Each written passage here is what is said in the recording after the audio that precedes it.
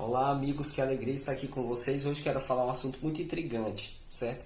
O verdadeiro dom de línguas. Muitas pessoas já chegaram para mim ou já falaram que nós, Adventistas do Sétimo Dia, não temos o dom do Espírito Santo, ou não fomos batizados com o Espírito Santo porque não falamos em outras línguas. Mas o que a Bíblia fala sobre falar em línguas? Será se é línguas estrangeiras ou línguas estranhas, né? Como muitos por aí pensam. 1 Coríntios 12 fala o seguinte, versículo 4. Ora, os dons são diversos, mas o Espírito é o mesmo. Aqui está falando que há diversidade nos dons, certo? Não está falando que existe apenas o dom de línguas. Então, se você nunca falou em línguas, se você é ridicularizado, rebaixado na sua igreja, colocado de escanteio, não fique triste, porque Deus pode lhe usar pregando, pode lhe usar louvando, pode lhe usar dando estudo bíblico, pode lhe usar você testemunhando de várias formas, tá certo? Então, Deus quer te usar, tá? O Espírito Santo quer usar você. Olha só o que diz capítulo 14. O capítulo 14 vai falar que o dom de profecia é superior ao de línguas, certo?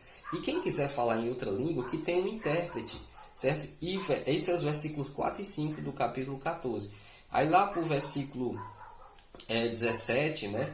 18, diz que Paulo dá graças a Deus porque ele fala muitas línguas. Só que ele diz que prefere falar apenas 5 palavras na igreja com entendimento, com clareza, do que falar muitas línguas ou 10.000 palavras sem que ninguém entenda nada.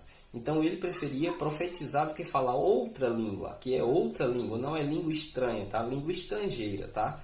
Então, digamos o seguinte, você está na sua igreja e tem um grupo de japoneses visitando. Aí Deus pode lhe usar naquele momento para que você pregue para aquele grupo de japoneses, certo? Falando a língua deles, ou eles entendendo, certo? De acordo com o Espírito Santo, ou então quem tem que haja um intérprete, alguém que interprete o que você está falando para que eles possam então ser edificados, certo? O dom do Espírito Santo de falar em línguas é para a edificação da igreja, tá certo?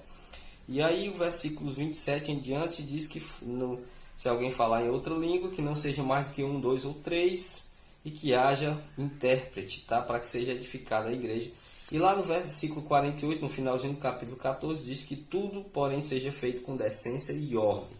Aí eu quero perguntar a você, o que há em decência e o que há de acordo, né, com o que a gente vê nas igrejas por aí? O que há de decente e o que há de ordem em diversas igrejas, diversas comunidades cristãs que falam muitas e muitas línguas e ninguém entende nada? Que edificação há para isso?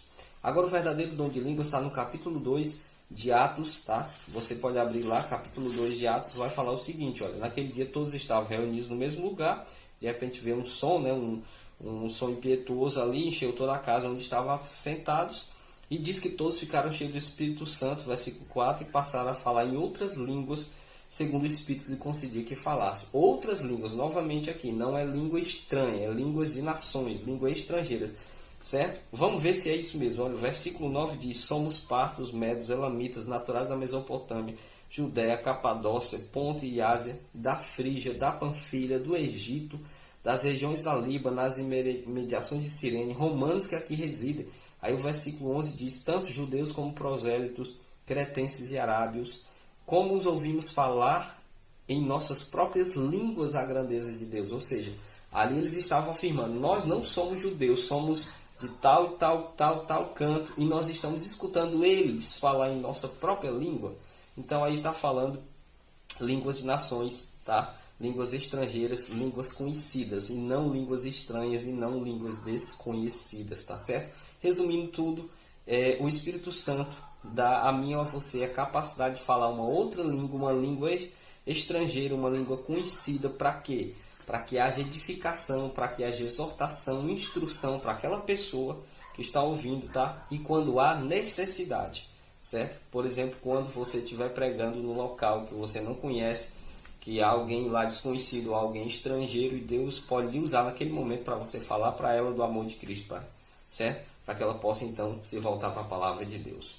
Tá certo? Que Deus te use, que Deus te abençoe, em nome de Jesus.